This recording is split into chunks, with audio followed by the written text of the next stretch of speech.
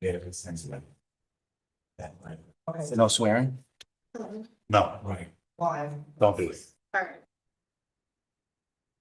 Hello, everyone. I would like to call this meeting of the Narragansett Regional School District School Committee to order. And should we start with the pledge and then we'll go around and open, or should we go around and open? Open. All right. Okay, I'm Mike Curry, Chair of the Templeton Select Board, and I'd like to open our business meeting. My name is Noel Francis, Chair of the Advisory Committee for the Town of Templeton, and I would also like to open this meeting.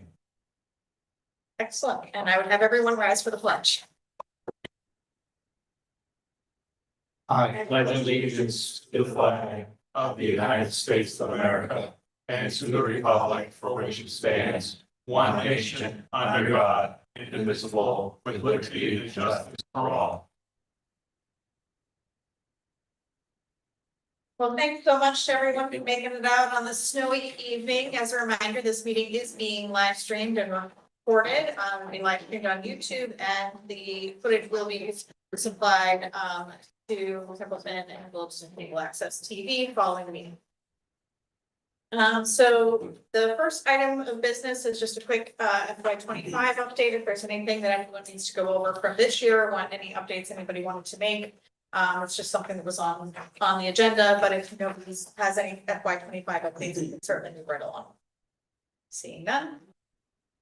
All right, so as a reminder, just going over the FY26 budget process and timeline for Narragansett Regional School District.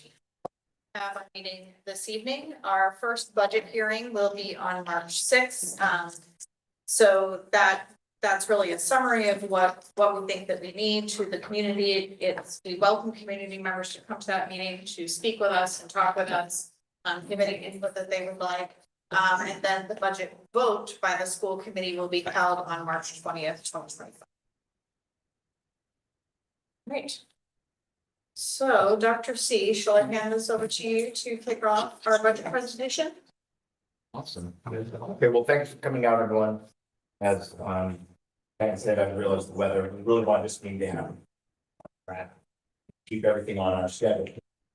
So the first slide, if you just go to the next slide. What we've done over the last year or so, actually, it only takes more than that. More to point out what we've been doing. And again, there's a lot here that has been mentioned over, a year or so. Some of these things it takes a couple of years or a year and a half to actually come to fruition. But the MVP Academy, which we had 12 juniors and seniors combined, are enrolled in vocational programming in the fields of carpentry, electrical expansion, digital literacy. Carpentry and electrical.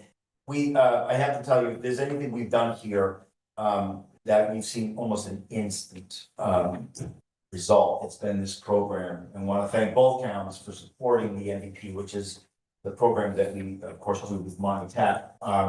It should come to no surprise that our students have, from the actual folks who are doing all of the teaching instruction, they really have identified our students as being the very best of the group. And so when we have an opportunity to brag about them, we certainly want to do that.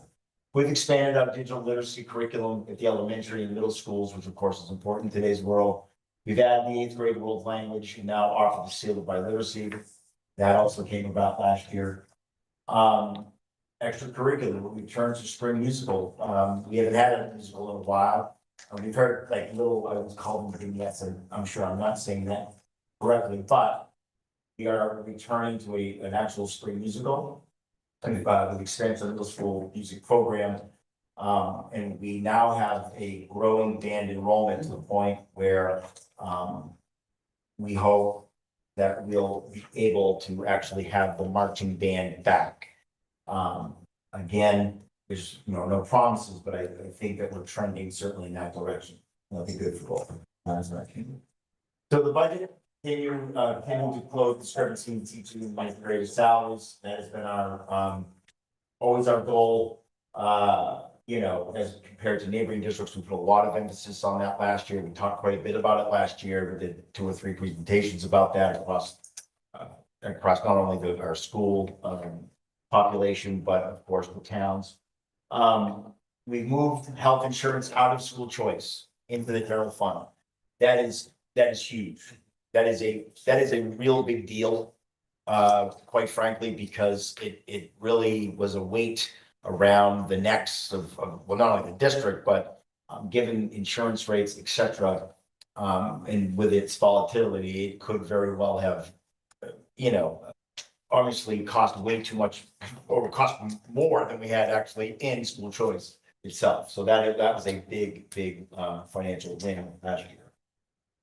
Facilities, we replaced, carpet in the middle school and high school library. We've added heat pumps to the middle school library and kitchen, which is really, we're actually starting to notice, at least in the very beginning, a difference in regards to propane use, and just in general, we are more balanced across this very large building, because the pneumatic systems were, well, they were built and designed in the 1950s. We were having a lot of issues with that across the board. We're slowly getting on top of that. We switched to an all ebook library, which has expanded our library tenfold, and now middle school students can actually access the library, which is important. Athletics, as you know, the expansion of the field expansion down the track, that has been completed. We're set, given good weather, to start using that in the fall, which is fantastic, because we are in desperate needs of additional playing fields. And what's something we'll talk about a lot, but our increase in residents can,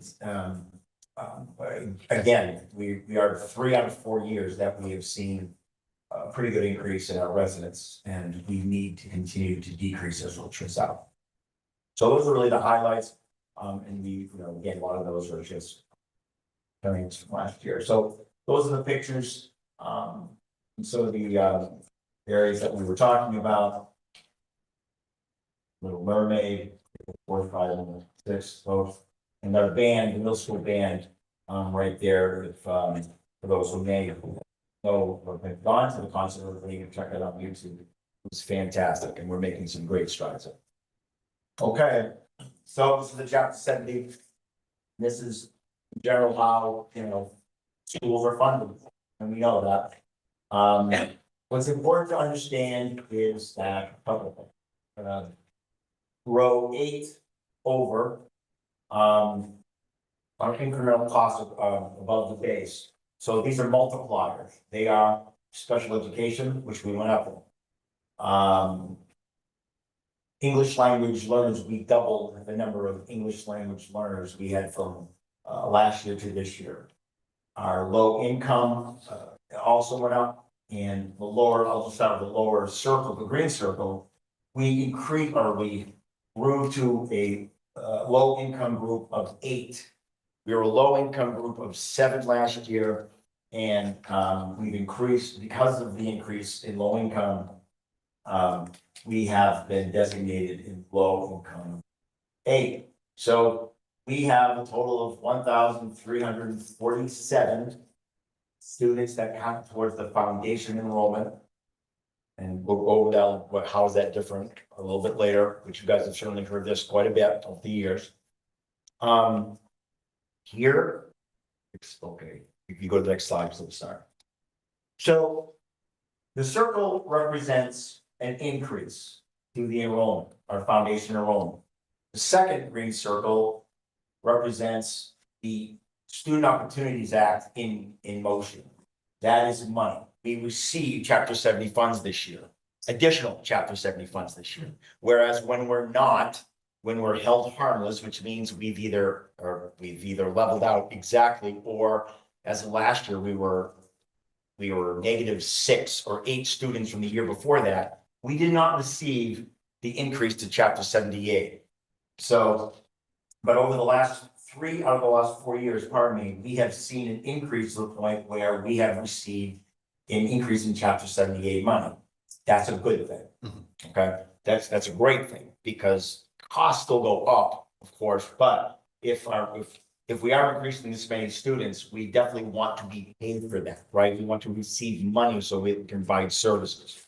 Okay, so I'm gonna stop here because I quickly went through, what we've done over the last year, but then I quickly went over the chapter 70 funding, formula and how it's benefited us this year in terms of chapter 70 monies. Sorry. No unicorn. Anybody? Hi. So we move to the next slide. We get asked every year. Every year. How many staff? Where are they? Who are they? And so, when people have asked me, especially in these forums, how many staff members do you have? I will talk about the general fund, because the general fund is where, when all the staff who are in the general fund, that's what folks are paying for, okay? They're in the general fund, chapter 70, the monies that both towns allocate. And so when I talk about how many staff do you have, that's what I mean, because these are what you're paying for, right? This is what chapter 70, the towns are paying for. We actually have 342 staff who work for the district. And I'm gonna go through the groups here a little quick. So general fund, they are in the general fund. They are literally again, I just went over this again. These are the salaries that folks are paying from combination of chapter 70 and of course the town allotments. Circuit breaker revolving is special education. Okay, it's a mix of both state and federal monies. We pay we pay the salaries of 2 teachers, 2 behavioralists, and a psychologist out of those monies. Okay. If you go down to extended day revolving, right? Extended day, our after school program, the summer program, that is self-sufficient. We do not, no monies from here, right? From the general fund go to the extended day revolving salaries. Right? Cafeteria revolving, again, self-support. Again, I don't want to keep saying it, but obviously the monies that we take in, now we don't have kids who pay lunch fees any longer. So the monies that we receive for that still is enough to, of course, to take care of the folks that we need to serve the lunches in both buildings. Grants, multiple grants. Yeah, I'm sorry. I was just gonna say, so for cafeteria revolving, just to clarify, because the state has funded free school lunches for everyone, you get enough from them to make sure that that's covered. Yeah. State and federal. Yeah. Right. Yes. Sometimes it's close, to be very candid, depending on. But in general, it is self-sufficient. Absolutely, self-sufficient. Grants, many grants, we take in as many grants as we possibly can. The list is long, but we pay for 4 teachers, 7.3 pairs, 0.8 administrative assistant, nurse, academic support coaches, a 0.5 college career person. So that is no cost in a sense to the district. Preschool revolving, the coordinator, 0.5, 1 teacher, and 5.7 pairs. This the staff from that, the revolving, that is not completely self-sufficient. Because, in preschool they pay, right? They pay the tuition. And really the reason is that the 2 wonderful folks who do preschool have been here a very long time. And so their salaries have eclipsed what you would charge for preschool tuition. Now, preschool has come up a lot over the last several years ago in terms of what is the value of preschool. Well, first off, preschool is not mandatory for children, but with special needs students, it is, right? So in other words, you'll have to pay. So no matter where a special needs student goes to preschool, right? Probably through early intervention or whatever the case may be, the district is responsible to pay. So I don't even know of a preschool place around here. I can't think of one right now that you would send a special needs student to, but you would be we would be on the hook for transportation and whatever tuition that they would charge. So preschool actually ends up saving districts money, if we're just focusing on money. But from a completely pragmatic standpoint, we get our eyes on our kiddos as soon as possible, especially students with special needs. That's very important to us because they come to you either in kindergarten or first grade and they're ours and they're here and we don't have any real connection with them. That's why it's really important to have pre-K programs. And there's been a lot of talk about having, universal pre-K programs for all these type of reasons, because the sooner we get kiddos into school in general are better, the better.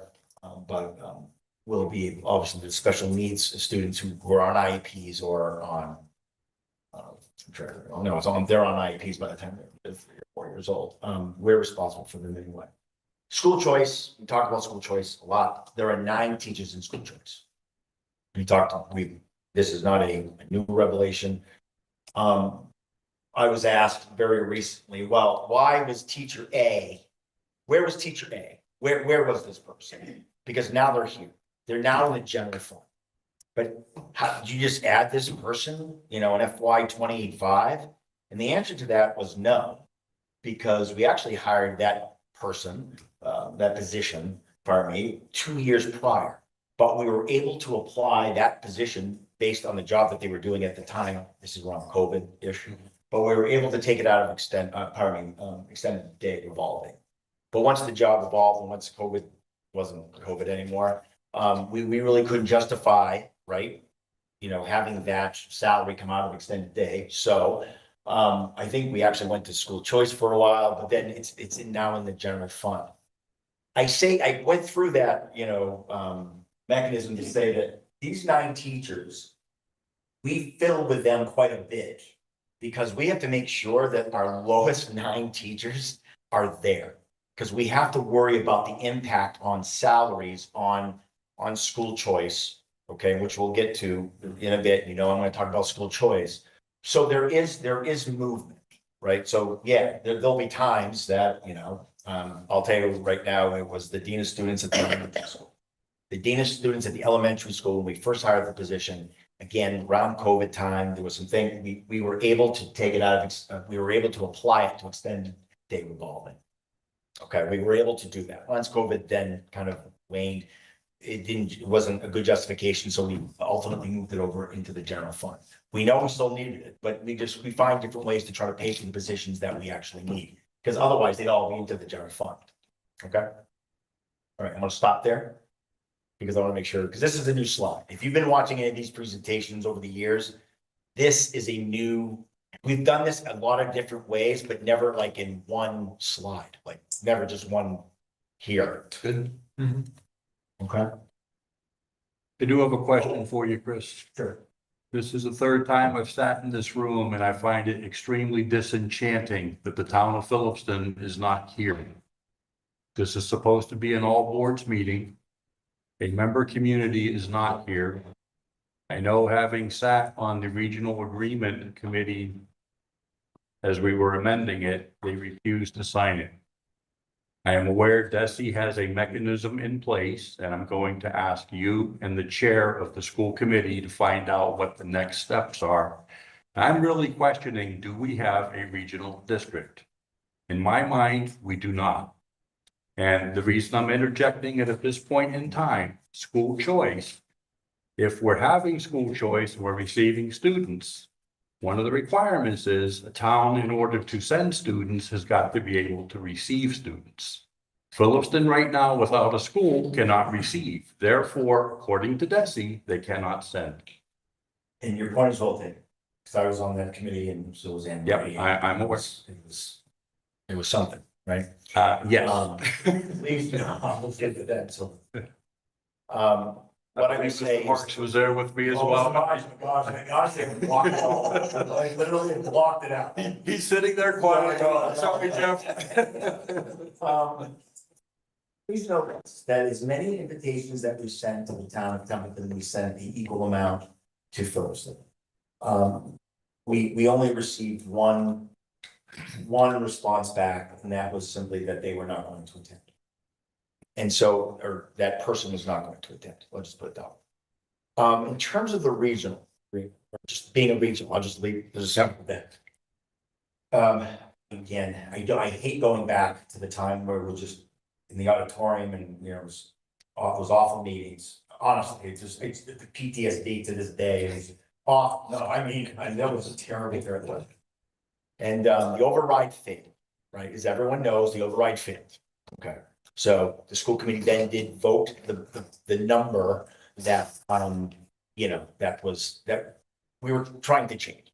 So in order for that to happen, and again, I do take the opportunity to explain and to remind, or some folks didn't go through this.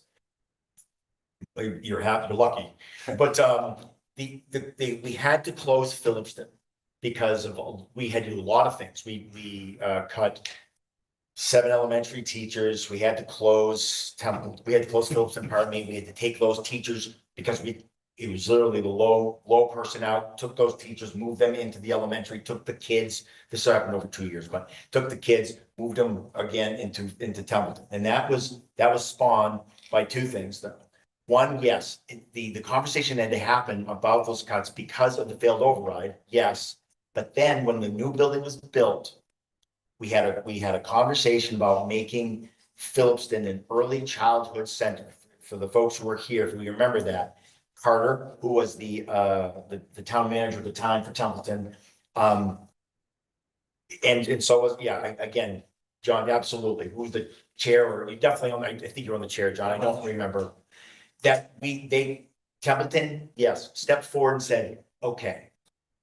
We understand because we have moved back to 5th grade, it was gonna be a thing, and Phillipston refused to have the building become a early childhood center.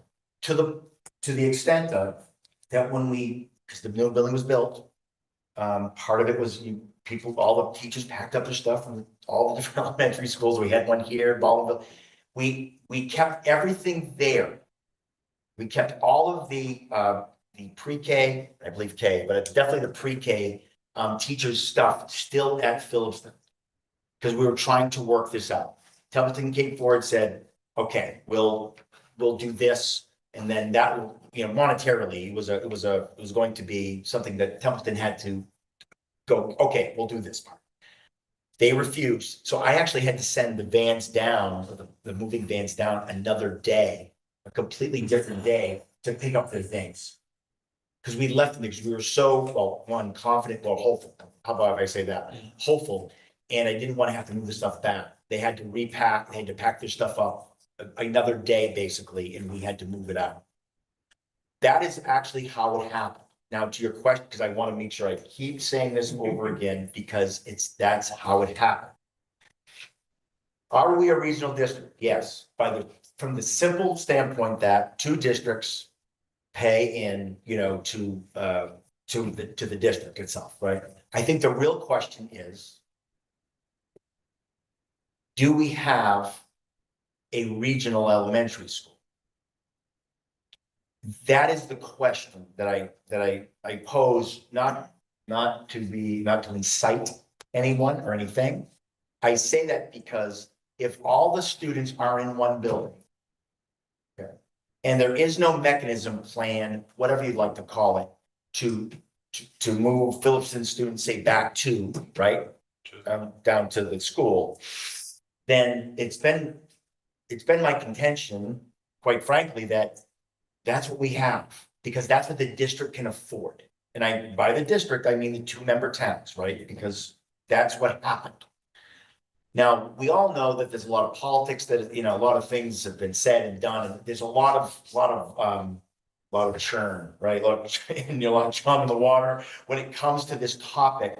But that's what needed to happen. If folks remember, I had to move the 5th grade back out of TES, right? Because they were supposed to be the 5th grade. Moved them up here. Brought up all and moved what is now, of course, pre-K through 4. Okay. So the mechanism, just so we're not, you know, like, what is the mechanism?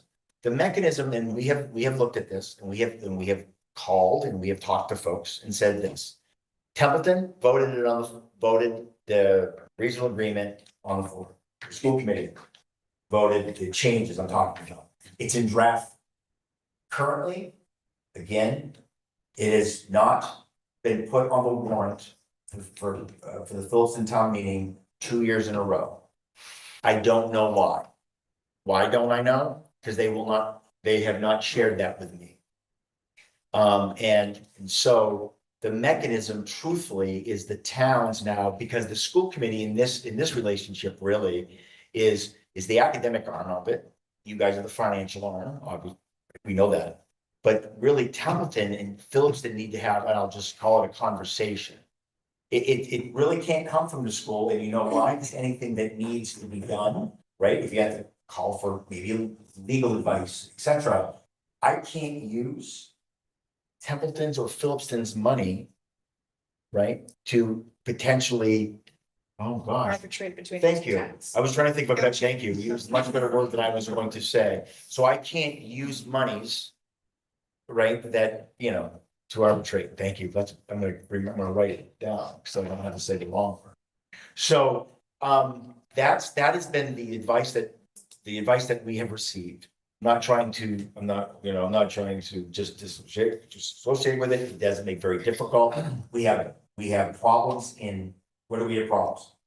We have a lot of kids. No one, and there's swing space, and then there's a building that potentially could be used for early childhood, and you could take in more school choice. I'm just saying, look, this is just one of many things. Is that it becomes a revenue plus early childhood centers are the very best thing for early childhood kids. I can go on with the research involved.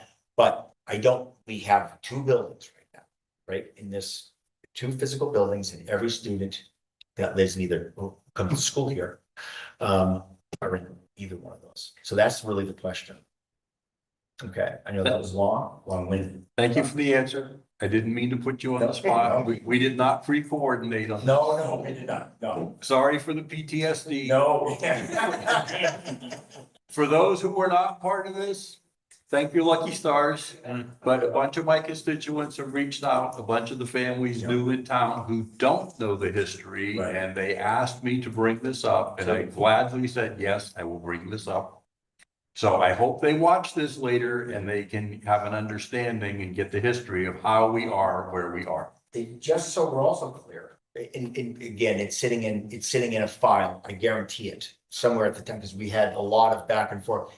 Because the MSBA was involved, and because we had to change basic format of the school in which the MSBA paid whatever percentage for, I had to literally write, I don't know how many page explanation in terms of what was happening and why.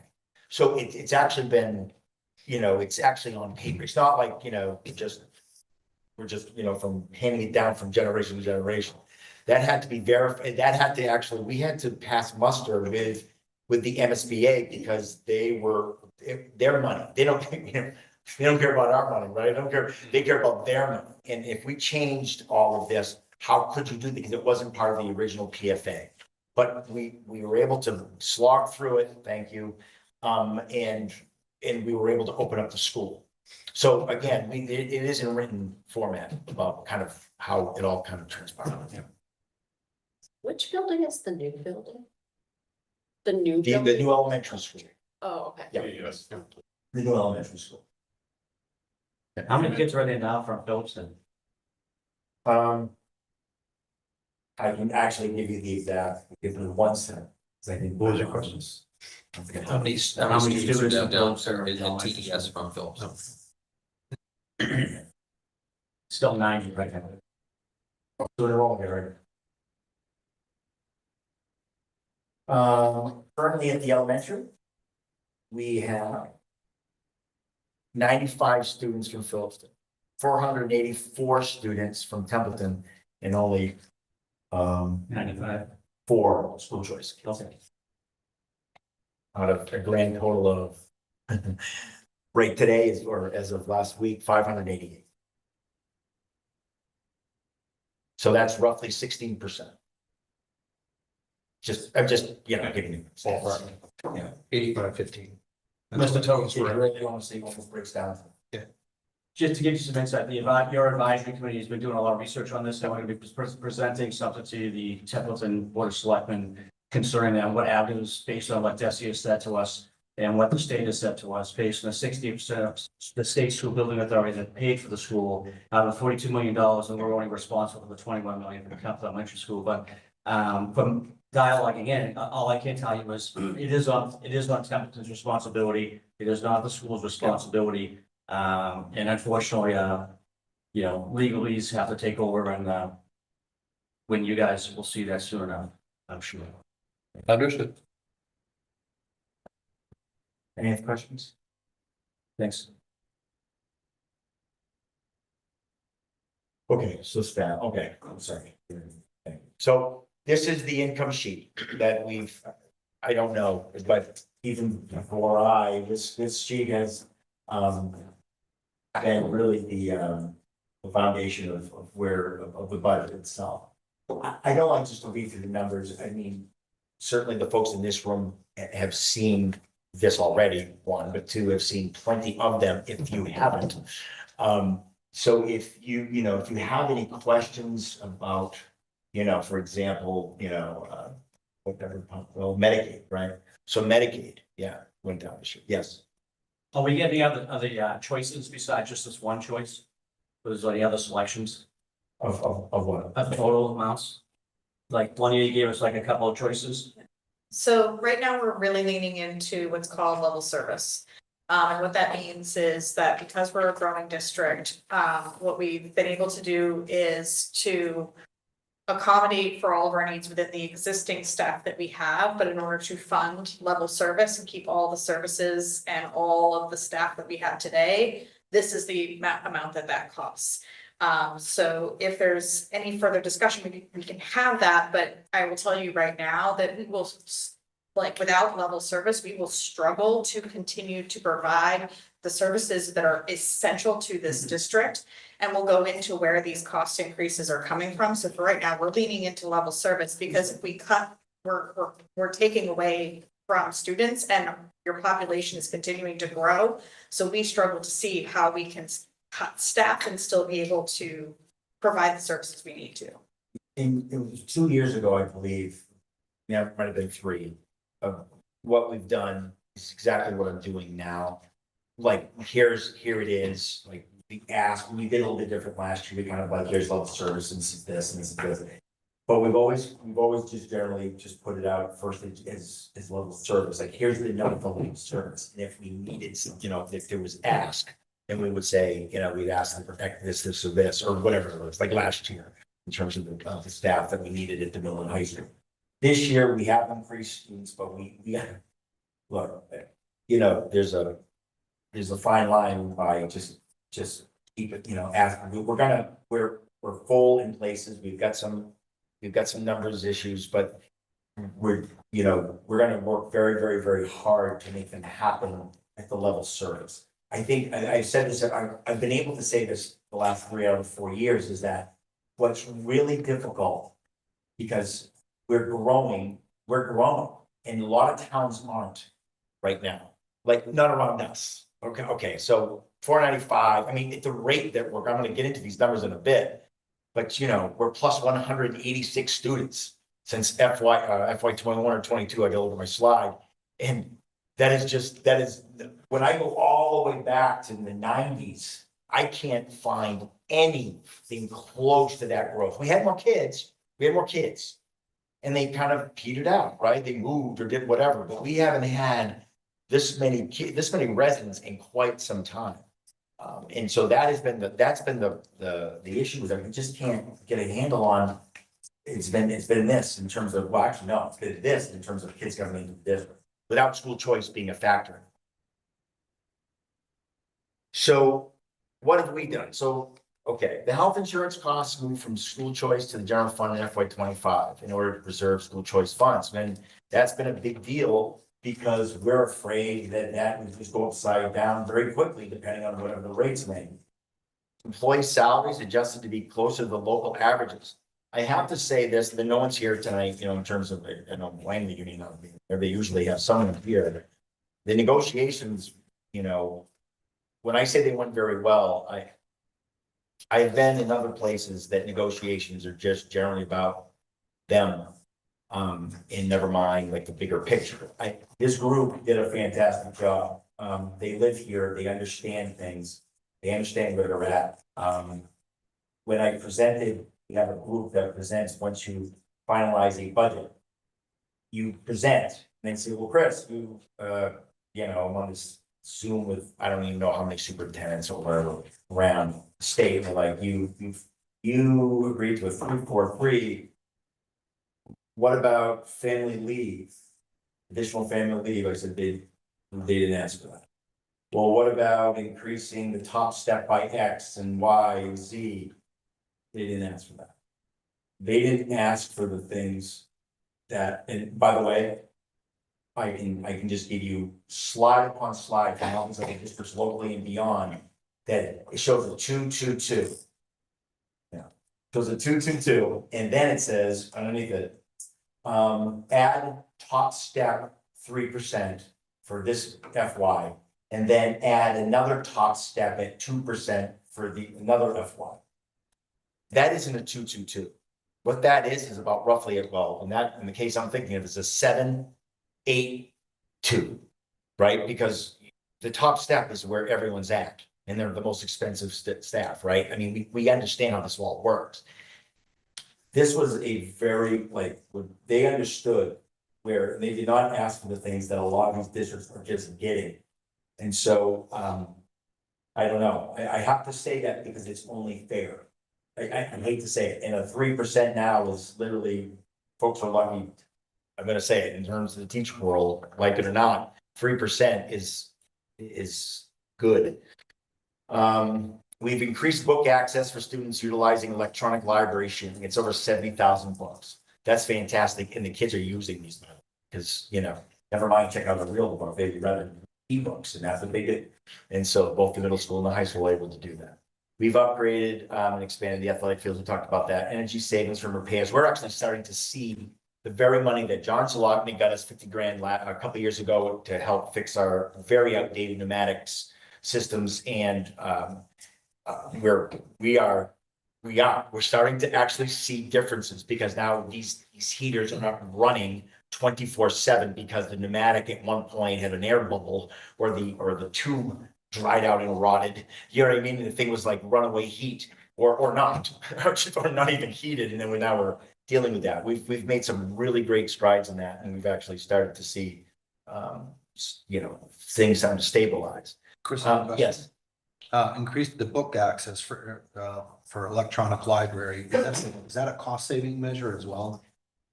Or is it a wash? It's Like subscription versus buying them and maintaining them? That's a great question. I would say this, and Jared would I think back in one, we really access two different libraries. So in one sense, yes, because, it's kind of a e-library that is just, given to schools, K-12. But on the other end, the books that we had in the titles, or the titles of the books we wanted, they were at regular cost. But they gave us, in some cases, like, instead of having the one Huckleberry Finn, that you could pull out, they gave us two versions. In a lot of cases, so, I think it's a wash, but kids are actually able to access the books where they never did. Got it. And by the way, we didn't have a librarian. I'm just gonna be candid. Did we have somebody in the library, a media specialist? Yes. Were kids going into the old cards and looking for it? No. They weren't doing any of that. So the fact is that if we were tasked to do that, we would have to get a librarian to actually get into all of sorting the books. So I guess in the long run, it might be a little savings, but it's really good. It's really about improving the access. Yeah, it's because improving it. It's going from, I'm gonna say, a wasted resource, because we had the library and there were the books in it, but with nobody using it, that's not a sustainable Right. investment, right? When you go from that, and if I recall correctly, facilities was able to donate everything that was in there. Yes. There's no cost to us in removing the books or the shelving or any of that. And so that has become a used space again. And now we have students who are regularly checking out and using books, which, I mean, what school doesn't want students to be Right. reading? How do they access it? They access it online, over their Chromebooks, and yeah, and I actually asked Jared the other day, can my son get that on his Kindle? And we were gonna try to figure that out. So, you know, I do think that there's gonna be expanding points of access as well. There is a slight cost savings to us actually for some of our curricular materials, because some of the core texts that are used in our middle and high school are available through this library, and where that has an impact for us is for our students who are not first language English speakers. And so we have 8 different languages represented in our district. We have 27 students who are currently EL in that population, and so this gives us access to books in other languages to support their needs, rather than have to go and purchase those or purchase ebook versions of those as well. So there are some cost savings with access for curriculum. And if, before you go on, what would you say is your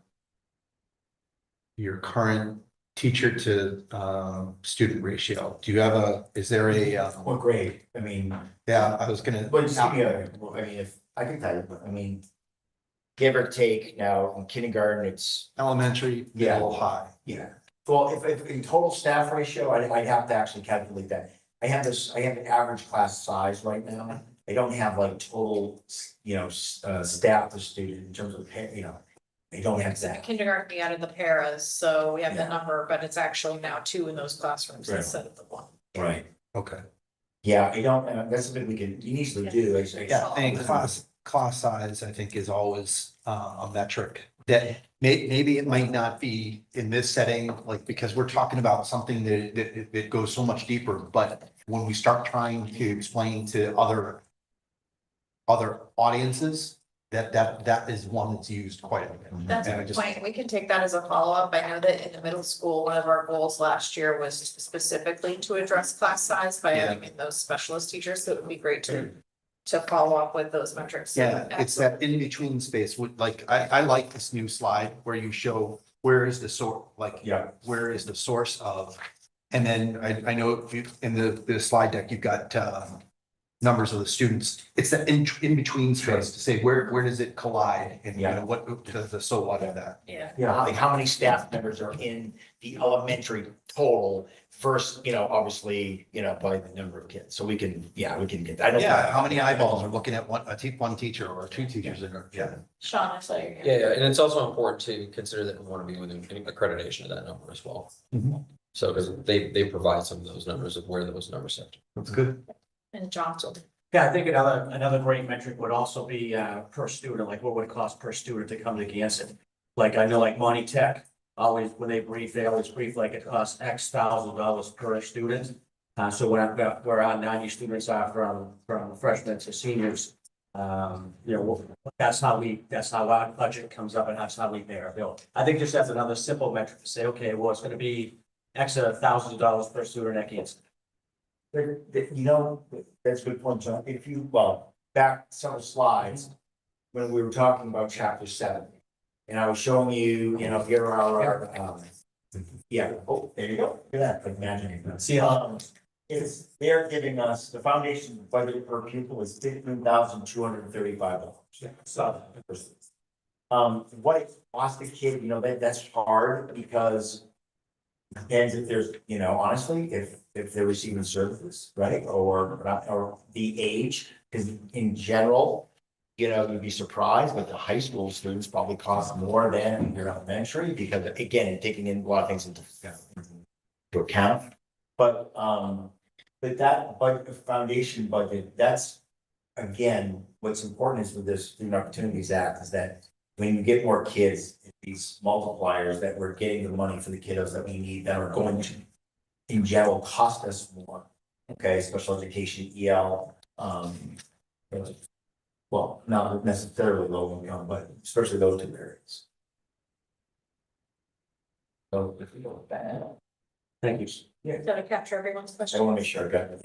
Yeah, I think I interrupted at the energy save. Oh, no. You're fine.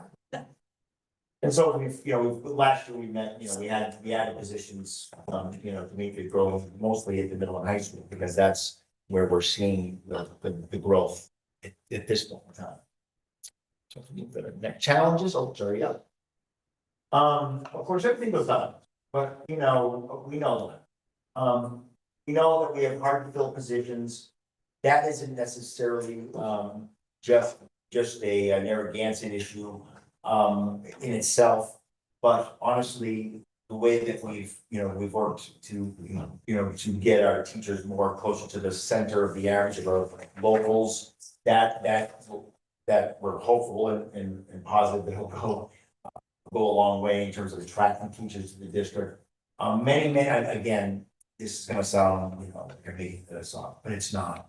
We have a lot of teachers who are, who come through, interviews and they wanna come here. They just can't afford it because they're gonna go to X. Now, I've said it 100 times, if they're gonna go anywhere down 495, I say to them, Godspeed. Really, honestly, drive safe, because we could never compete with, name of town, doesn't matter. Westford, Littleton, it's not gonna happen. Not gonna happen. Concord Carlisle, average teacher is $100,000. 180 days, $100,000, average teacher salary. We are not competing with that ever, okay? But around here, we have to be very, very, we have to keep an eye on it. So I think we've made some good strides. So I'm not, I'm not whining, I think we've done a good job and we continue to do that. We're gonna do what we can. I want to talk about buses because that came up a lot in conversations, like, oh my God, how in the world did you go up $300,000 in a bus bid? And where is your bus bid? And I want to see all the bus bids. And okay, this is how it works in busing. And if you paid attention to the news last year, if it was last year, there seems to be I'm gonna be careful. I don't want to say something that would put me, in jeopardy of besmirching the good name of the transportation industry. But there is, a thought that things are pretty much carved out here in the state in terms of busing. There are about 5 bus companies in the state, unless you're buying your own buses, that we're not even talking about. And they seem to kind of almost stay in the same type of place. So I'll give you an example. We had our pre-bid. How many came in? 4. 3 and a salesman to sell to them. 3 and a salesman, like, wow, we're gonna get a competitive bid. Emery, how many people gave us a bid? 1, How many people came to the bid though? 2. So the other person didn't want a bid. They just wanted to hear what that number was, because they're gonna go back to where their area might be and to see if they're gonna be competitive. I've asked both superintendents, it's public record anyway. Ash West, by the way, that's a 30% increase over the last contract. Ash West is a 20% increase, okay? They had 2 bus companies who gave them a bid. Gardner, I don't know, I honestly didn't ask what their increase was. There was an increase, they had 1. It just so happens that the bus company, that won Narragansett, Ash West and Gardner, same one. It's weird how no one bid for those 2 districts, except for that one, right? Take that as you will. But in terms of busing, and the state is looking into this, by the way, the state is looking into how is this just happening, right? Why is this just happening? Because it seems to be a little bit remote. But we had to add 2 buses over the last 2 years. We have too many kids. For whatever, we're running 10 buses, then 11 hours, we go off. You're running 13 buses in a van. Whereas before, in the beginning of the contract, the previous contract, we had 10 buses, I think, maybe a van or. That van does some of the Phillipston routes and it does over 60 miles a day. It's 60 miles a day, yes. I heard and it doesn't have to necessarily be right now. I started a community question about this, with all of the parents that transport their children to school, how many people are on each bus? You have the bus numbers. The law is that we have to account for anybody 1.5 miles outside of the school circle. Understood, so it doesn't even matter. You gotta give them a seat, you gotta provide them a seat, or at least allocate the seat, how about if I put it that way? You're right, sometimes you see buses roll in, there's not many students on it, absolutely. Then there are buses and they're just really full, especially last year. No, I'm sorry, I missed your hand. Go ahead.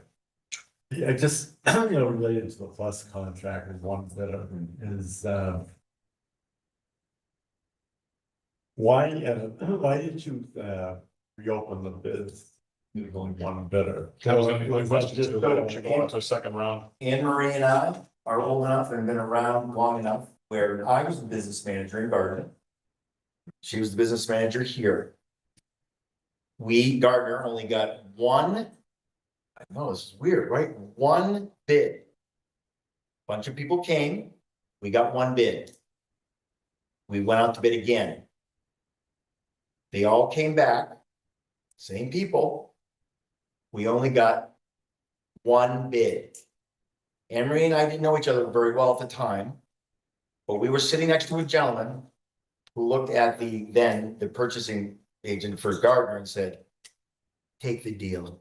It's a good one, and it's better than the one that you'd probably get otherwise. And sat back down. We reported it, or Gardner did, that's on them, because the town did it. Also, if we were to put out the bid, we wouldn't have this number for you, we'd be still waiting for the number. It was clear that people were not going to bid, because they were all there in the beginning. And then only one person put in. well, this leads to my next Yeah. question is, why did it have to be for a period of 5 years? And we are in an inflationary environment. I've been on the other side where I've had to do it. And when I did bids, I had offers to do 3-year, 4-year, 5-year bids, and I always refused them because it's so unpredictable. And if I did do those bids, I always packed it so there was a whole bunch more margin than I would for a 1-year bid or a 2-year bid. So why is 5 seem to be the magic number? Most of the school districts do a 5 years because the bus companies have to purchase the equipment. And a lot of them won't even bid on a 3-year. So they need to make sure they're gonna get the return on investment for the vehicle they're purchasing to fulfill the need. I just, quite candidly, I find that a specious kind of argument, because they could go and, they might have multiple bids in multiple municipalities. Well, last bid. We made out. Because we had a 5-year. Because of everything that went in, never walked into the price. Fuel went up, all this stuff went up, everything went up, right? Everything went up. There's now fuel provisions and stuff in these other things in contract, but they were walked into what we needed. And they wanted to renegotiate because they were losing their shirts. No, the 5-year actually saved us money, right? It was the previous contract. The one before, the one, It was also yeah. done before It COVID. was done before COVID. Right. So, again, in doing this, we have seen better savings or better results from districts who, I don't know of a district who does a 3-year any longer, because the ones that we associate with, they're all 5-year. And by the way, they're all the same companies that are coming to the table.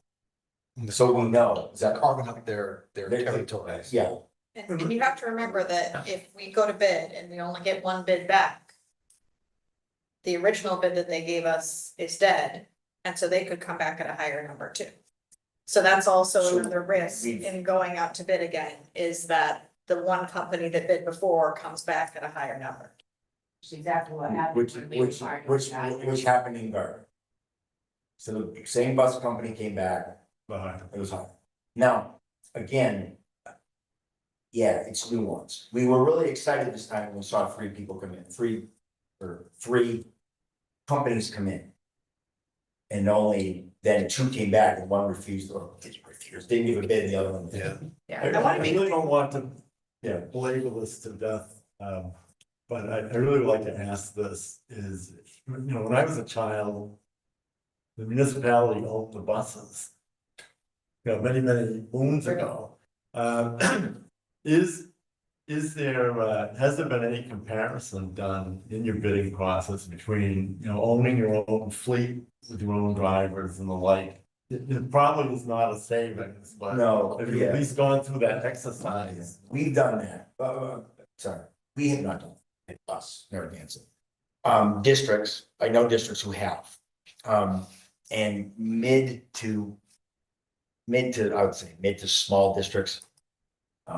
There's absolutely, the upfront costs are. Because you have to provide them, I'll call it a garage, you know, you have to provide them, you're now you're in the busing business. Worcester's going through it right now, and granted, they are the third largest school district, you know, I think, or second or third largest, not in Boston, or in the state. They bought electric buses with all of their COVID money. They're having some problems, to say the least, but regardless, running your own bus, busing says regardless if it's only 14 buses or whatever, you gotta hire someone who's the busing manager, you've got a bus drivers or yours. It, you know, we've never done it here because the MSB, not the MSB, Masbo, back, you know, when I was again in Gardner, really said, you're gonna have to be a large district. And you're gonna have to have upfront costs. You're gonna have, upfront money to start this off, because you have to buy buses at 120 more than that, probably now. I don't know. But no, we've never looked at it as Narragansett. I'm sorry? 30% increase. Yep. Increase needs for services and transition. Transportation, again, when lots of times when the sped budget goes up, a lot of that sometimes is because we're having to find other places to provide those type of services. You know, with our Thrive program that we started a couple of years ago, we've seen, you know, a lot of great kiddos coming back, actually being part of our community, graduating from Narragansett. They're Narragansett students. They are ours, no matter where they are. And so, you know, we're trying to always think ahead and trying to think of different ways that we can provide more services, especially not only as a cost savings, we've talked about this before, but get our kids back here in the district because they are ours. And some of the kids that we had in the Thrive program, they've never stepped foot in this district. Right. And so that's important that they are for a lot of reasons. The hardwood like school choice, the numbers have decreased because we have done that. We have manufactured. It isn't that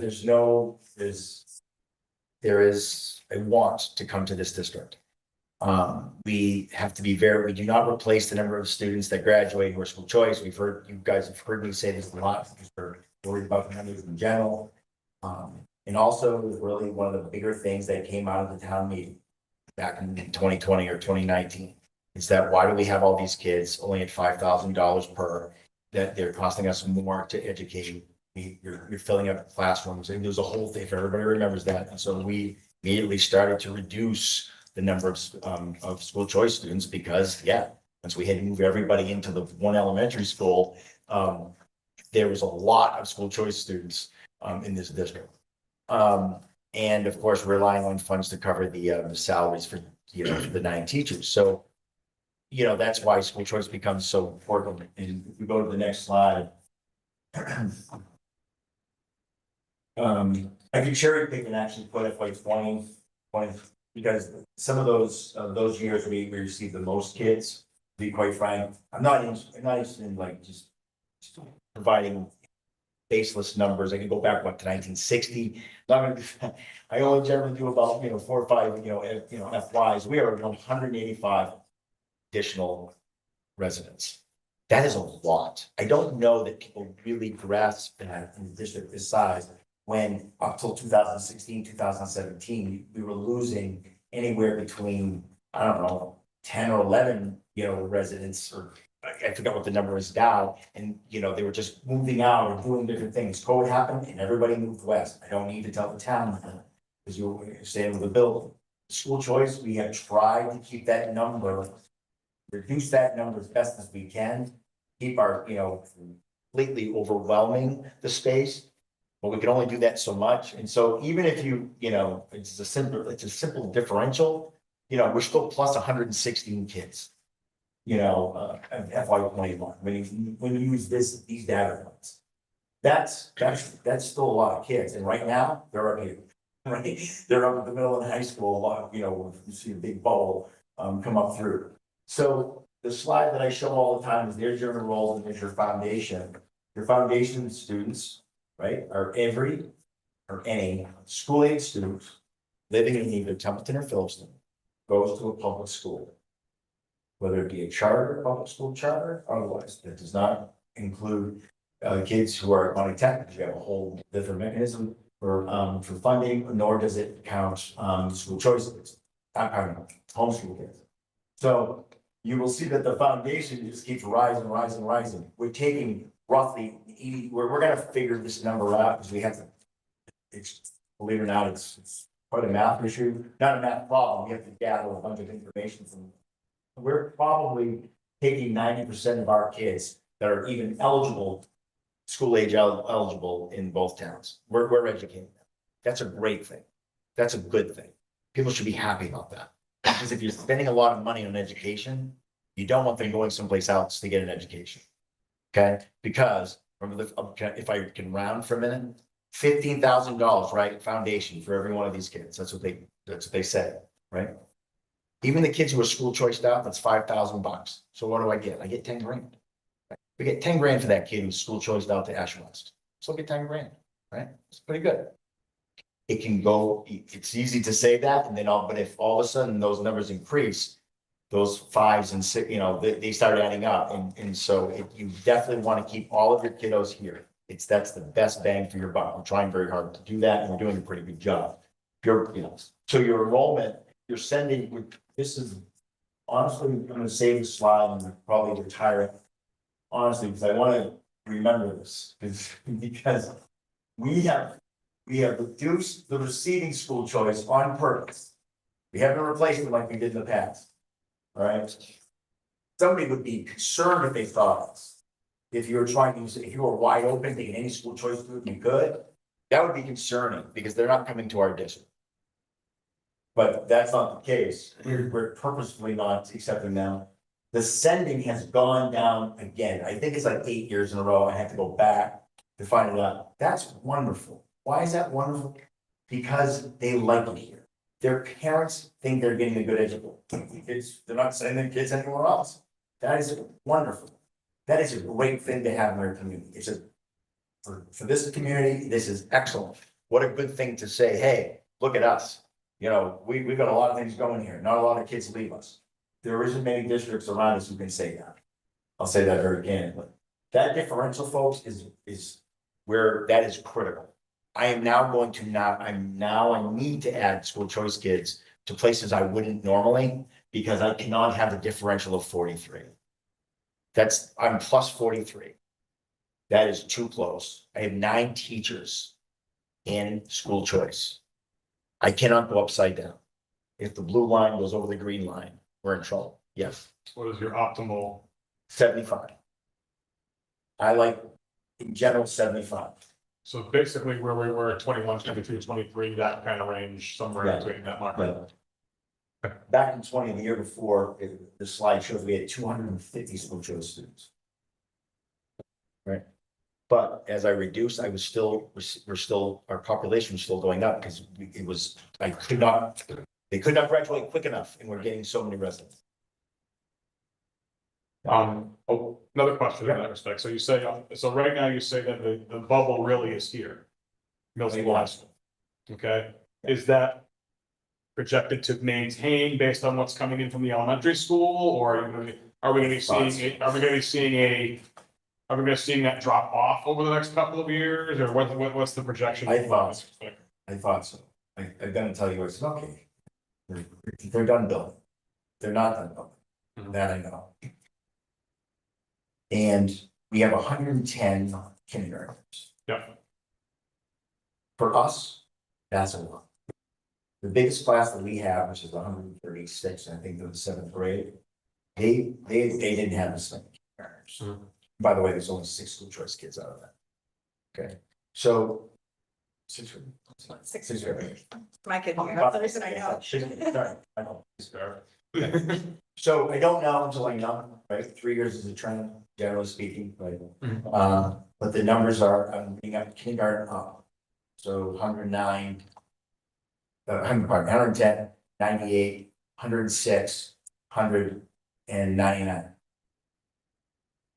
Okay, so now 99 now is, well, 99 is the new normal. It was only 78 X amount of years, like 5 years ago, right? I'm going to need to add school choice to the elementary. I'm gonna have to do that. In order to Because- get that. Because that number right there, because I'm gonna lose 18 school choice students Mhm. to graduation. Right, class of 2025. Michael Cassidy is a school choice student, has been since the 4th grade. Michael Cassidy will no longer, be here next year along with 17 of his buddies, okay? And I'm gonna have to replace them. Mhm. And I'm gonna have to do it all over the place, which I have not. Mhm. Because I've been afraid of these numbers, right? Because they've been so large. So. Next. So there's your differential in real life. Right, it's always estimated because school choice it doesn't settle until June, constant flow in and out, 2's 3 here, 1, well, actually, no, not in. We don't take any in, what am I saying? Generally, it's out. But in the end, it's, this is a number that we have to keep an eye on, because, we're estimated 358, in terms of our differentials, in terms of money. We fell below $1 million, in terms of receiving for the first time, absolutely since I've been here since 2016, without a doubt. And so that might be the new normal too, but we're gonna have to make sure that the differential stays healthier, or we're gonna be. Because those 9 teachers are absent, by the way, they're spread across the district. Mm. There's any. Okay. You always hear this. This is a new slide-ish. 3 years ago, someone said, what are these function codes? And so. 1,000 in this, this is how. Our chart of accounts. This is it. This is the DESI chart of accounts, in essence. So 1,000 series, right? Administration, advertising, school choice expense, etc. School committee, sorry, school choice. School choice. We're very important. Yeah. Instructional, obviously, you guys can see or transportation, so the largest increase. Maintenance. No one ever talks about maintenance. People should. Because, but we do a lot of, thank you, I'm gonna say it again, right? So the ARPA money's there. But a couple of years back, that would have been money, that would have fallen on the maintenance, right? If we were to have to figure it out. We use our rural aid for maintenance, we do as much as we can. John Zalotnik, please give us $50,000 because we need to fix, we do a lot there and try to keep doing that. But, it's important, of course, to do preventative maintenance and keep things up and running. Benefits, fixed charges, obviously, this insurance and benefits. Oh, okay. So, question was asked, do the grants pay for the insurance of all the people that the district isn't paying for, not in general? Do you pay their insurance? Yes. The ones who are eligible for insurance, obviously. So the cafeteria, a lot of our CAF staff they don't work enough hours to, have benefits, our extended day, folks so know that a lot of these grants do not, as you probably do not allow you to pay, their insurance costs. So that was asked of me, I guess, a couple of days ago. And so, yes, if they're from a grant, then we are paying their insurance. Before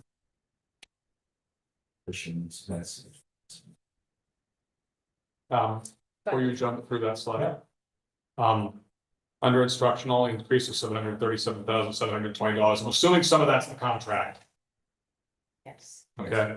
Can you explain what some of that other increase is? I'm assuming it's not all contract, obviously, but it is. I know some of it is for sure. 6% over their last year. I get that. The 2,000. Because I can also understand under other school services, 436, 758, 300 and something thousand of that is the buses. I get that. Oh, I remember this. Big chunk of it is the buses. Yep.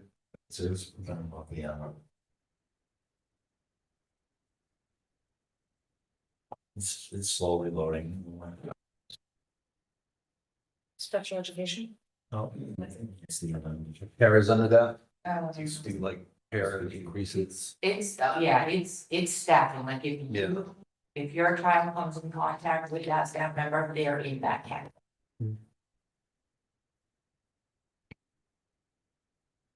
Paras are, when someone says, did you increase staff, you know, mid-year? And the answer to that is, we had to add ELL, a half-year ELL person because we're excited about the Department of Ed, because we're not servicing the ELL students. Because we doubled in 1 year, and by the way, unbeknownst to us. But they just, they're here, they arrived. But the other part is, special needs pairs. They, in my long email explanation, when I say they come and go, it's an ebb and flow of them. When they're needed, we have to hire them because That's 1-to-1. it's, well, sometimes, yeah, but most of the time, most of the times we're hiring paraprofessionals, we're hiring because it's a one-to-one situation due to an IEP.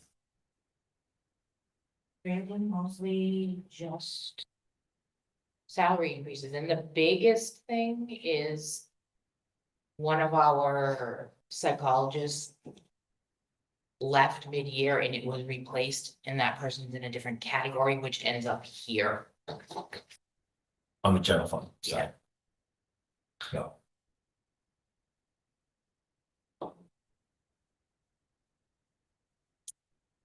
Increases, right, the drivers. Or, you know, yellow bus transportation, we talked about that, special ed transportation. Retirement. Insurance, health insurance. And. Cost of living.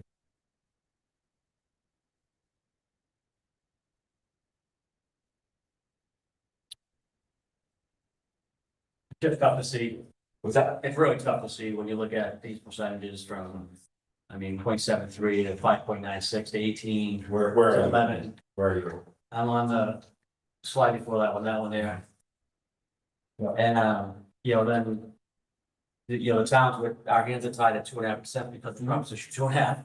So it's like, you look at where our new growth is gonna come from to exercise where we're gonna get money from. Absolutely. Utilization of, funds last year from a stabilization account, which I was for. I thought it was very important to move forward for that 430,000. But like I was trying to explain to my brother who's here and sisters, at the end of the day, whatever percentage that it goes up, you have to keep in mind about the 400,000 that we didn't have at all, that we took from stabilization. Yeah. So if it even goes up $500,000, take into account the 430 that we came out with, that we didn't have to begin with, because we didn't have it. It wasn't budgeted in there, and our new book doesn't capture that, so, Right. just, keep that in mind. Well, if I could, so every year it's been an uncomfortable percentage increase for the Templeton cut. Yeah. And the way that I explained it when we weren't even at this point last year, and it was another year of a large percentage. Where we're not funding consistently. We've got to re-baseline. We have to not think about it and not put the school district in well, you only, are you gonna be okay with the $100 that we're giving you this year? They're like, we need 200. What are you talking about? Right. It's a baseline understanding, like they said, level service, right? But it costs more. Yeah, because our baseline is all screwed up. And a lot of that was not. This is the fourth year I'm gonna say this, so it wasn't supposed to happen. The survey, when they built the new school, you have to go out and do a student, where the kids, how many kids are they project? 10 years, right? Of course, it's older now because the building took so long to build, right? But this we weren't supposed to have this many kids. It's only kids. They only tell you how many kids that they project based on all these things. And we were trending down. We did not have as many residents in this district just before COVID. There were almost more school choice kids in Phillipston Elementary School than there were Phillipston kids. It was close. It was close enough to actually save them. Okay, we're trying to push as many school choice kids down there because we had to balance this because they were just coming up with small classes. It was happening here too, but we're full. BES was like to the brim, right? Because, you know, it closed the other school, but it wasn't supposed to happen. The fact that you have 187 kids new in these buildings right now, in the past, what, since 21, I think my slide said, and beyond is more than that. I just can't go back. That makes, you have to add people, right? Rob Duchesne's is great. He's our SRO. He's awesome, right? I use this example now. Rob Duchesne's had to be held over because there was a staffing conflict with the police. I don't know what happened, whatever somebody called it. So they had to hold him over, like, you know, okay, you're now working, you know, you're not working now. And they took a 311 guy and made him do, which they do. He's the chief over there. I'm sure they do this for fire. Schools don't have shifts. We're staff intensive. If you add 186 kids across the board, now granted, if you're able to sprinkle 2 here, 2 here, 2 here, okay, but we can't. When they're like this, you have to add staff. You have to, because we don't have any other mechanism. The elementary school had 4 elementary schools, elementary teachers. They had a class size of 25. Okay, averaging roughly 8 or 9 school choice kids, okay? After COVID, next thing you know, those school choice kids are gone, and we stopped that. Now I've got the same almost class sizes at 23 and 20. Yeah, they've gone down, but they've come, they're here. That's, if I could just, in one simple move, tell you, there's the difference. If you have 100 more 6th graders than you normally, or not 100, 80 more 6th graders than you normally have, where are you putting them? Where are you gonna put 80 kids? That's my point behind the whole thing. If it goes down again, of course, you shed staff, right? Of course you do. I hate to say it, some teachers are like, what do you say? Yeah, services go down. You probably won't provide as many services at that point because you don't have that many kids. You have almost all residents here now. These people pay taxes. That's a problem, right? Because when you had a bunch of school choice kids here, 250 of them, they were lucky to be here. They were happy to be here because there were other many good options around. I'm happy to say that, right? But that's how I boil it down. I don't know, John. I don't know what happens. But if these kids don't start, if houses don't keep, but houses are being built, hate to bring it up. You got apartments coming, 55 units, 2, 3 bedroom, whatever. How many kids are gonna come then? You better hope they're kids from Templeton who move into those. Somebody's gonna move into that house. We've got a problem and it's coming soon. And we're here now. I don't wanna, you think I wanna stand here and have to, you know, charge this kind of. I am missing 3 special education teachers, folks. 3. I have not filled them right now. 1, I have 2 special education teachers filling a position. The wonderful Terry down at the elementary school. I can't joke, guys. I know I'm like, because it would be inappropriate. She should retire. She was gonna retire. She stayed on for us. Because we don't have anybody.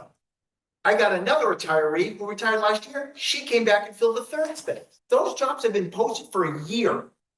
I am mandated, federally mandated to fill those. They don't, the feds don't care. Art don't care. SPED, they care. That's the kind of thing I'm talking about. I wish, John, I didn't have to. I don't have to sit in front of town meeting and take a beating, right? But it is what it is. I got the kids, walk around, see it. You see the buses, you see the kids pour out of here. So there is my dilemma. I'm frustrated too. I can't fill positions.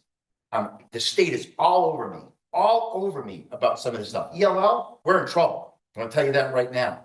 Because we don't have enough of them. I didn't even ask. We're gonna figure it out, I guess. SPED, we're in trouble, right? I've got to fill them. So, and kids still keep coming in. So there is my dilemma. And I don't like it either.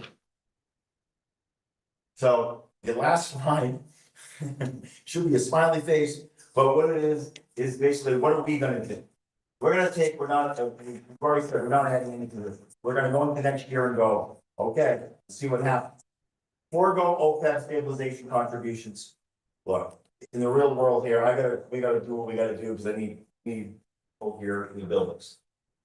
25 rule eight that we get that generally do that stuff that we need to fix. We don't, we're not going out to the town saying, hey, we need X, Y, or Z. We're taking all that off. We got enough money from rule eight to redo the parking lot and the inner circles there, the inner, the drop off with the drains, whatever, we've canceled. This. We're gonna put that money towards buying a head for next year. Meaning, whatever, oil, supply, whatever we can do, okay? Because because that's the prudent thing to do, it's the right thing to do, because the driveway, okay, it drives slow, I don't know, I mean, honest to God, I don't really mean, well, we can fix it another day, okay? And the ventilation work, we're gonna stop that for a while, we're gonna put the 25 grand, of course, into buying a hand. I've missed something, I think, on the curriculum. And I wanna make sure you understand he's buying a head supplies, not buying a head like buying a staff person. No, That money doesn't go there. right, so, of course, this is why we don't, if you look at it. I think to the choir, I don't throw this slide up here thinking that people don't love kids. They're your kids are in these schools. Right, there they are, this is what we're trying to do it, but they're increasing, I said it last time, they're doing kids and we're getting more of them. We're getting more of them, and there it is. Do you have a question? So you emailed out the draft, what, slide? That one. Yeah. And town administrator, reply all, asked a question about insurance surplus of approximately 300K. Could you just explain that? So.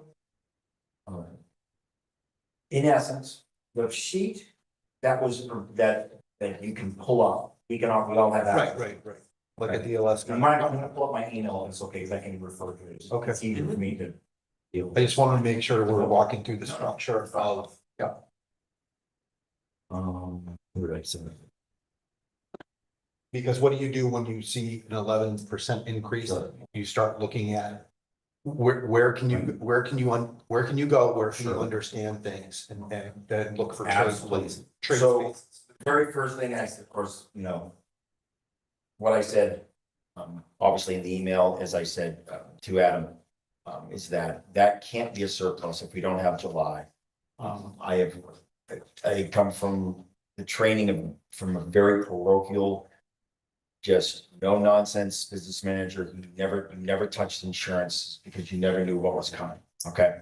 But with that, I'm like, that's $300,000. So what I did do is Anne Marie and I had a Zoom call, whatever, and said, look, what we can do here, like, why is this money? I mean, why do we have this surplus of money? And he looked at me and he looked at us both and said, you don't. You don't have this surplus. As a matter of fact, you're negative 1,107, which is perfect, by the way. That's like one extra. You know what I'm saying? That's not, like, nobody, that wasn't a bad thing. And so he goes, you don't, that sheet, you should not use that sheet because it's just like your bank account. Let's say you're in a business and I take a snapshot of your bank account. You've got 12 checks still outstanding, this, that money is up and down. That's not the report you should be looking at. The report you should be looking at is another one. I forgot, I don't have my notes, but it's really kind of the best thing is that you can possibly have in insurance where it's like money in, money out. So in other words, got another claim and off it comes. That's the bank account, but then there's basically a real ledger of sorts in terms of what your claims are doing. I asked him point blank, if I had 300,000, 400,000, when would you let me know? Like, everything was great. What could we do here? What could we do? I said, because there are some who say that we should lower the rates. He goes, no. He goes, first off, you're opening up Panaceia's box. He says, because you drop, your rates are 9, let's say to 9. Okay, you drop them down to 5, and now rates go up to 12. Then the following year, you're gonna have your people now go from a 5% to a 12% increase. He says, matter of fact, I'm only saying this because it's all public record. Everything that's said to me is public record. He says, matter of fact, we'd go to the board and say, they want to lower the rates. don't, with that, and they're not gonna let you, because they are worried about, obviously, these huge spikes. He said, now, what you could do, if you had all this money, he says you could, in fact, do a, it was a holiday. Premium holiday. Premium holiday. So like, I don't know, in December, you tell your staff, hey, you're not paying insurance this, this month. That's how you, because it's their money, right? Pardon me. It's their money. It's going to need to benefit them. So that's how you would do it. And I said, okay. I said, I just wanted to make sure. Because I have never looked at a balance sheet and been able to say, this isn't over, this is extra. Especially when we're It's not only the in. kind of account you can look at, it's Yeah, fluid. but right? even, It's just a snapshot of a moment Right. in time of your thing. You need to look at the report that shows you full with everything that still needs to come. To, and it's only December, January, so whatever, February, but January was only like left. Where are these other, no, I mean, on the form itself, it's always in arrears, There right? were still, there were zeros for December and there were zeros for July, and so that $300,000 didn't actually reflect where we were currently. No. Okay. All right. Thank So I was, again, some of it was just how I was trained, but we did contact them the next day because I'm like, look. How would this work? And they said, we would not allow you, meaning they would go to the board is what he said. Because we can't have you do, and I know, they were talking about the insurances and they set the rates and they set, the parameters of the rates. That's well beyond my, honestly, my expertise. I just simply said, okay, how good are we? Because you're perfect. You're $1,000, under right now, which is like an extra. You're right where you need to be. I'm like, okay. So that's how it was explained to me. And he said he was gonna reach out to the town administrator about all of this. That's what he said to me on, was it Friday or? you. This one. Yeah. Yeah.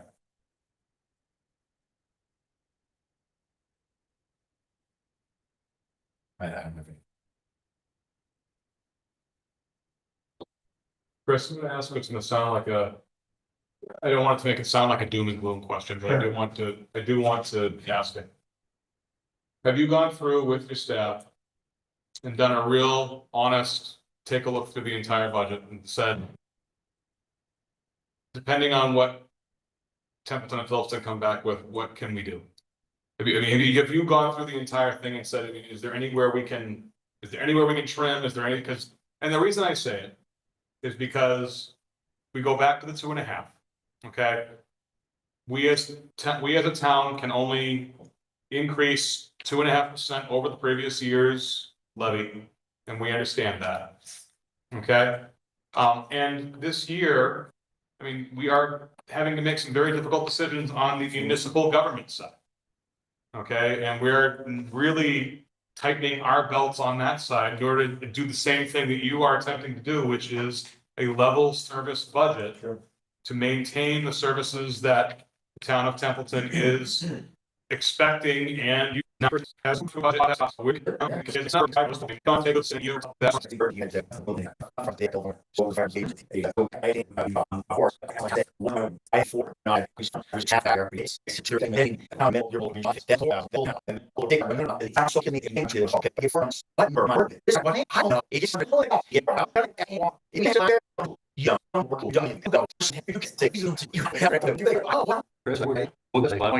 And as far as tax rates is whether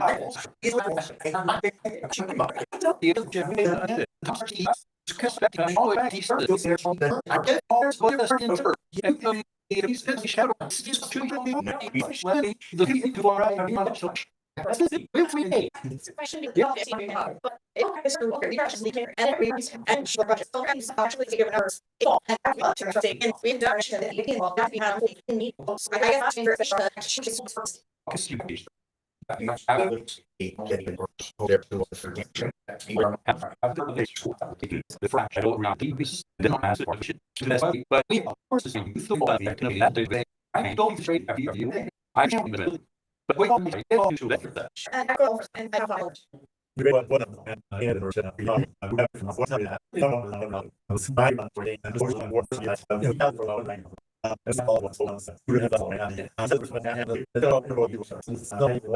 The I just almost about the house. I don't have set of almost. So that would bring it all. It was in the close on. I'll see. So.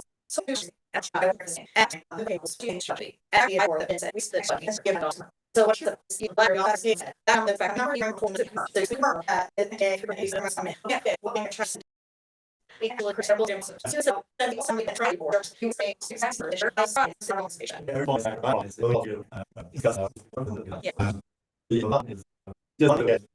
Every time is my work. This is so we heard that you know for talking about it's full time all three. Yeah. But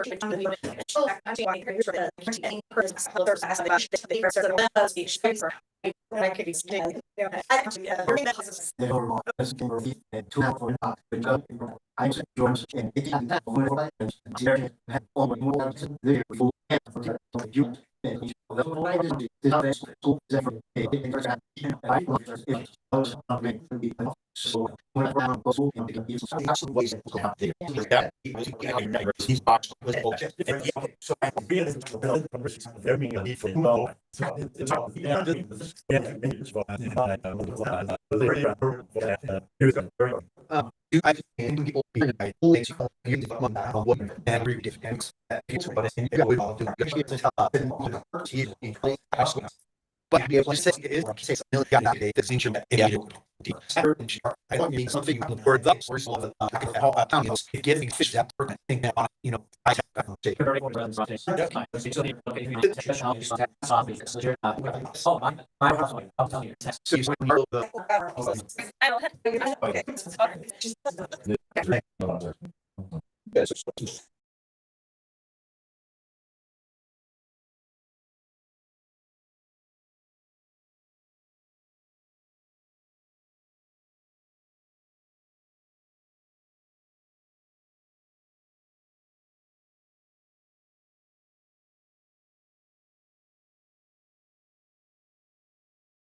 What doesn't want to be taking all of it. I'm on speaking. And they go to the book and they I think was I did pretty much reading. It happened to talk on to get to the party effect. There's no there.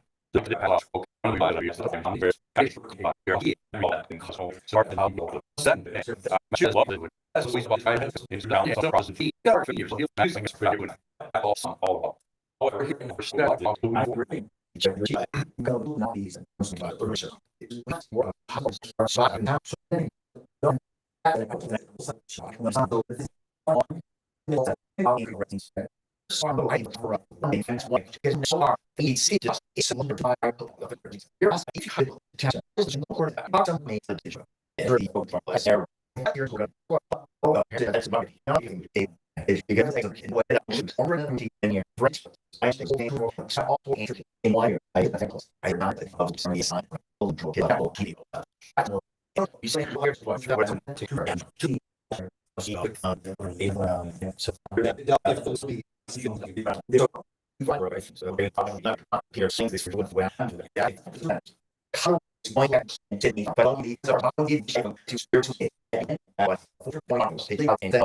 I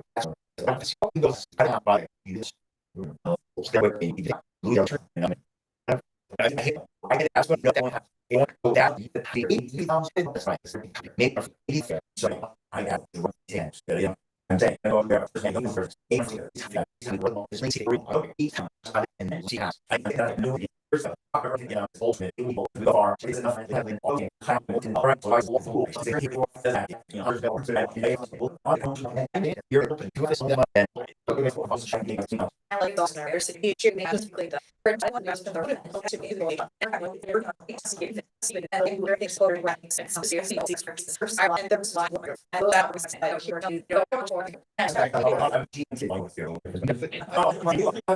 we all got this.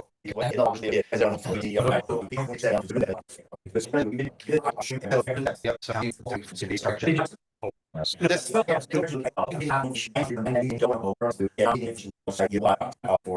that's what you can, that resources we see are, and EU, we are where we, this is where what's the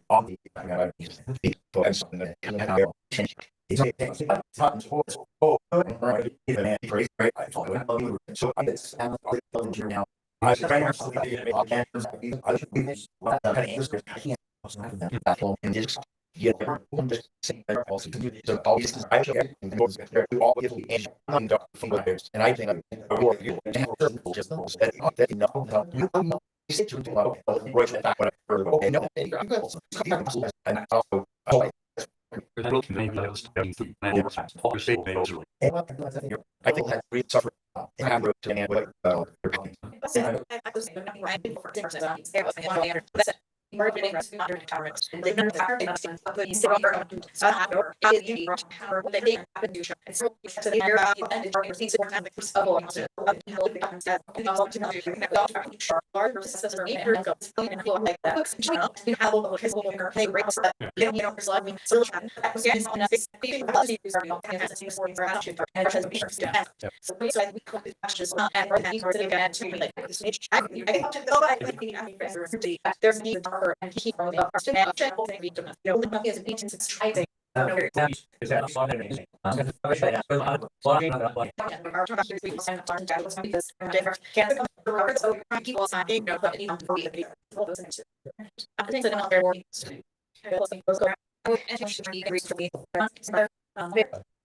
Mission.